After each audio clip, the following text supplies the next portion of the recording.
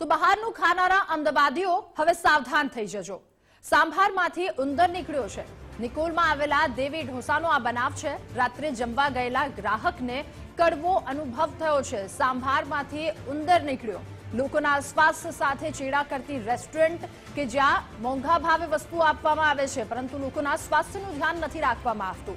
આવો જ એક ફરી કિસ્સો સામે આવ્યો છે। અમદાવાદીઓને હવે સાવધાન થવાની જરૂર છે કારણ કે હવે સાંભારમાંથી પણ ઉંદર નીકળ્યો છે।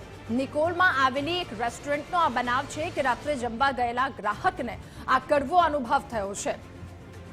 વધુ માહિતી મેળવીશું। સંવાદદાતા રીમા દોશી આપણી સાથે જોડાયા છે। રીમા, હવે સાંભારમાંથી પણ ઉંદર નીકળ્યો? ચોક્કસથી જે પ્રકારના દ્રશ્યો સામે આવ્યા છે ખૂબ જ ચોંકાવનારા દ્રશ્યો છે કારણ કે તમામ લોકોને બહારનું ફૂડ ખાવાના એટલા બધા શોખીન હોય છે કે આ ફૂડ કેટલું અનહાઇજેનિક છે તે આ વિડીયો દર્શાવી રહ્યો છે। અમદાવાદમાં નિકોલનો એક પરિવાર છે કે જે દેવી ઢોસામાં ગઈકાલે રાત્રે જમવા માટે ગયો હતો અને ત્યાં સાંભારમાંથી ઉંદર નીકળ્યો।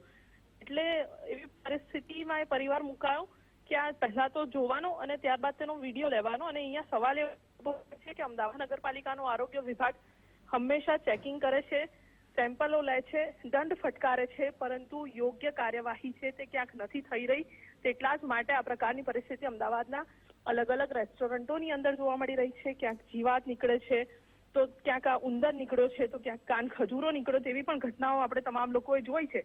ત્યારે હવે અહીંયા સવાલ એ છે કે ક્યાં સુધી પૈસા આપીને પણ લોકો પોતાના આરોગ્યના માટે હિતકારક નથી તેવી વસ્તુઓ છે તે લેશે અને તે આરોગશે અને ક્યાં સુધી આ પ્રકારની સ્થિતિ છે જે અમદાવાદ શહેરમાં જોવા મળશે અને તેને લઈને ક્યાંક ચોક્કસથી આરોગ્ય વિભાગે પણ કડક પગલાં લેવાની ખૂબ જ જરૂર છે તો આ પ્રકારની ઘટનાઓ છે જે અમદાવાદીઓ સાથે બનતી બંધ થાય।